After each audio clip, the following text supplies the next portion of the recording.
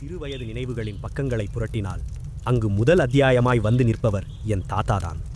பொழுது புலரும் முன்பே அவரோடு விடியல் தொடங்கிவிடும். தேயிலையின் வாசமும் ஓட்டுக்கூரை வழியாக மெல்ல இறங்கும் அந்த சூரிய கீற்றும் ஒரு தெய்வீகத்தன்மையோடு வீட்டை நிறைக்கும்.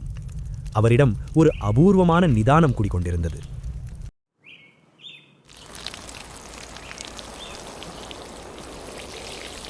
செடிகளுக்கு நீர் ஊற்றுவதிலும் சரி,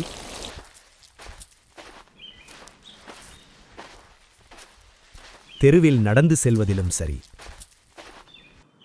ஏன் வராந்தாவில் அமர்ந்து மழையை வேடிக்கை பார்ப்பதில் கூட ஒரு தியான நிலை இருக்கும். எதிலும் அவசரமில்லை, எதிலும் பதட்டமில்லை. அவரோடு நடக்கும்போது கவனித்திருக்கிறேன், அவருடைய காலடிச் சத்தங்கள் மிக மெதுவாக விழும்.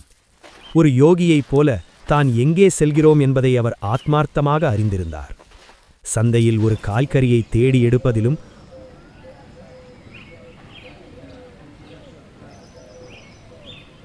ஒரு பிடி சோற்றை நன்றியோடு உண்பதிலும் அவர் காட்டிய அந்த அமைதி, அது ஏதோ ஒரு பெரிய வாழ்வியல் தத்துவத்தை எனக்குச் சொல்லாமல் சொல்லியது. சாயங்கால வேளைகளில் கோபுர தரிசனத்திற்காக அவர் மெல்ல நடப்பார். எந்த ஆரவாரமும் இன்றி அந்த கோயிலின் கருவறையை நோக்கி அவர் நகர்வது ஒரு ஆன்மா தன் மூலத்தை தேடிப்போவது போலவே இருக்கும். அப்போதெல்லாம் இவை வெறும் சாதாரண நிகழ்வுகள் என்றுதான் நினைத்தேன்.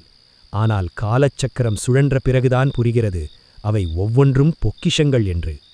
ஏனென்றால் வாழ்க்கையின் மகா பெரிய தர்மங்களை எந்த புத்தகமும் எனக்கு போதிக்கவில்லை.